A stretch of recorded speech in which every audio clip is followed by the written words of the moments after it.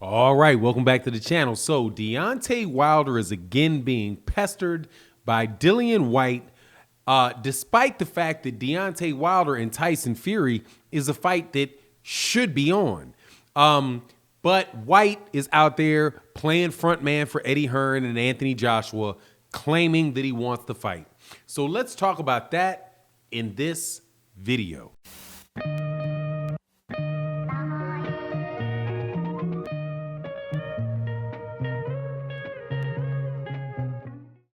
All right, welcome back to the channel. So in this video, we're going to talk about the heavyweight division, and specifically we're going to talk about the champions of the division and somebody else that is a pretender to the championships in the division.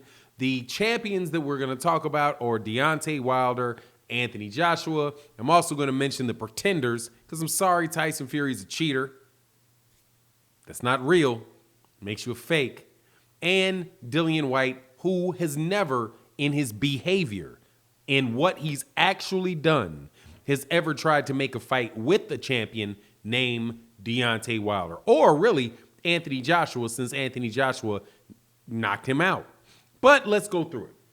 Dillian Whyte recently won a fight against Alexander Povetkin, and Dillian Whyte thinks, for some reason, that should make him the #1 contender to the title for the WBC, right?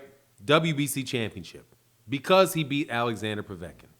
The only problem with that is that Alexander Povetkin had just knocked him out in the fight before, so I'm not sure what he proved by knocking out Alexander Povetkin.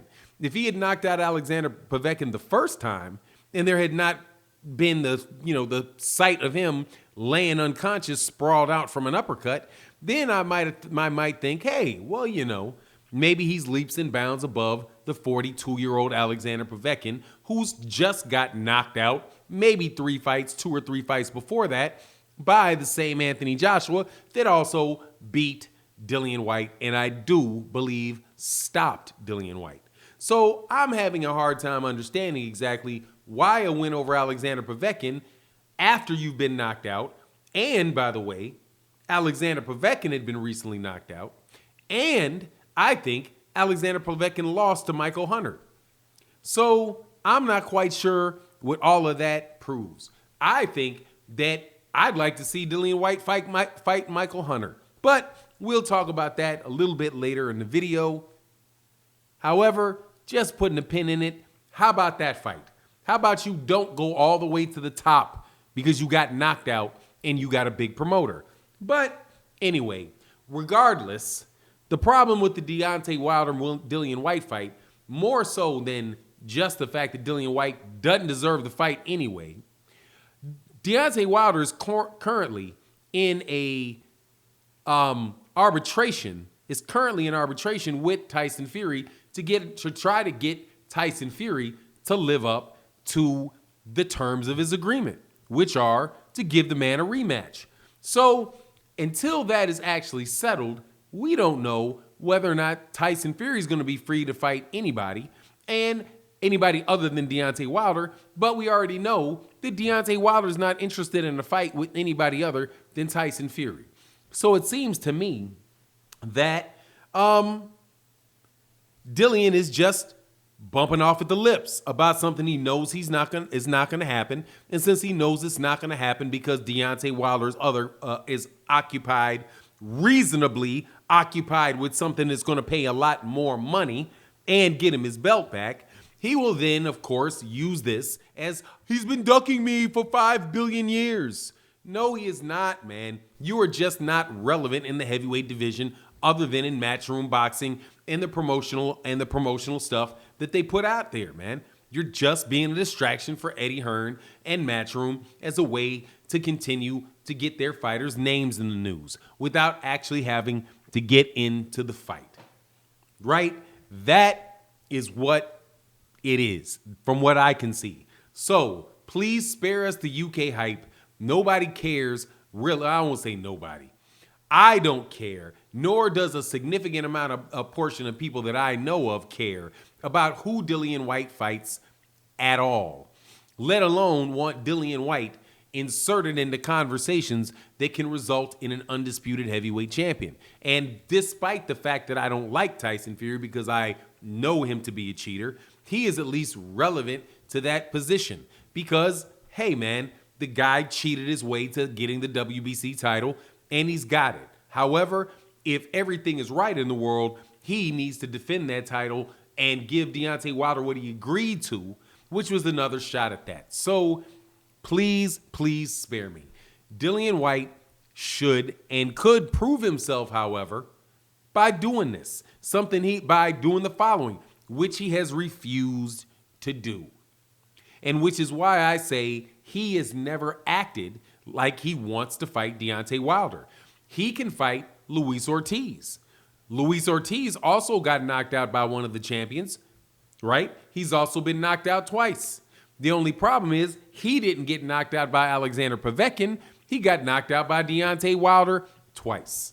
So if you want to prove that you deserve a fight with Deontay Wilder, how about you prove that you're better than Luis Ortiz? No worries. But will he do it? Absolutely not. How do we know it? Because he has had the opportunity to do it before, and it would have gotten him the Deontay Wilder fight. But Dillian Whyte chose not to do it. The WBC ordered Dillian Whyte versus Luis Ortiz. And this was before the second Luis Ortiz fight with Deontay Wilder. Dillian Whyte was out complaining about how he wasn't getting the fight against Deontay Wilder, and Luis Ortiz told him, no worries. I will fight you, and if you fight me, you can have the fight with Deontay Wilder. Deontay Wilder also said, hey, if you beat Luis Ortiz, Dillian, you can have the fight with me. I won't fight Luis Ortiz. Dillian Whyte turned that down and went and fought somebody else in either the WBA or the WBO. I'm not sure who it was he fought, but the guy's name was not Luis Ortiz. So there you go. He would have had the fight with Deontay Wilder if he would have beat Luis Ortiz, but he didn't want to fight Luis Ortiz. And that's not the only time he did it. He also did the same thing when Dominic Breazeale was the mandatory for that belt. And he was the mandatory, not Dillian Whyte.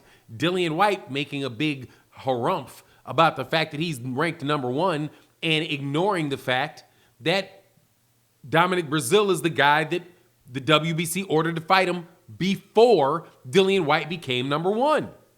So what was the WBC supposed to do? Just drop Dominic Breazeale in the mandatory fight that they had already ordered? No. Dominic Breazeale stayed the mandatory until Deontay Wilder beat him. But similar to Luis Ortiz, Dillian Whyte was offered something that could have solved the problem. Fight Dominic Breazeale before the Deontay Wilder fight.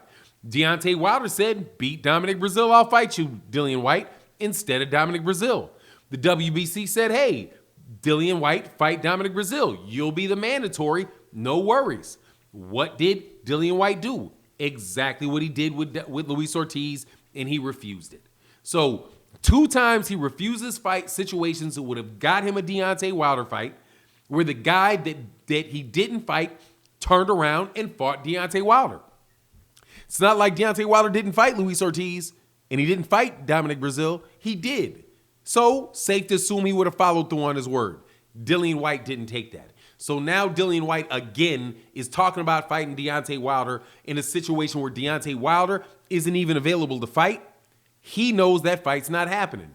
That's 3 times that he's bumping his lips but not going to fight, and he knows it. So anyway, that's my take on the matter. You let me know what you think. And with that, I'm out. Peace.